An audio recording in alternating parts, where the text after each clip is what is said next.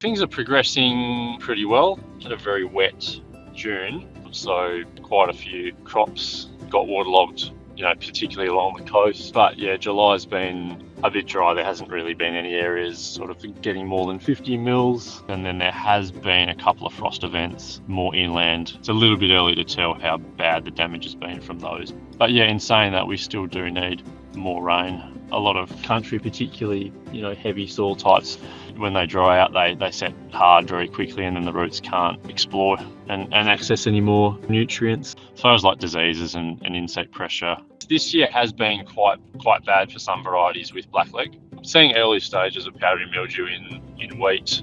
I have seen a little bit of Sclerotinia in some canola. Most crops with, say 2.5 plus tonne potential have had a fungicide application for Sclerotinia. Even with those applications, I have seen a little bit of Sclerotinia start to appear in some crops. This is the time of the year when we're going to see both of those diseases start to develop and become much more evident, and it's really important to keep your agronomist involved in your decision making at this point in time. Particularly in the case of wheat powdery mildew, we saw some examples down around the Esperance area last year where at this time of the year the frequency of the sprays or the efficacy of the sprays that were applied for wheat powdery mildew control didn't quite get on top of the disease.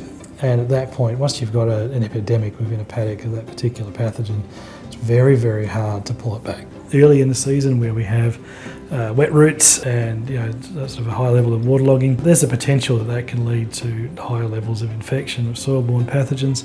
And then a little bit later in the year, and I think this year is going to be a classic year for this, where we see a reasonably quick drop-off at the end of the year in terms of available water, and we're certainly looking at moving into an El Nino pattern, and there's a high risk of quite a sharp end to this particular season. So once again, being out there, scouting, getting the right advice from your agronomists, all of that's a benefit at this time of the year.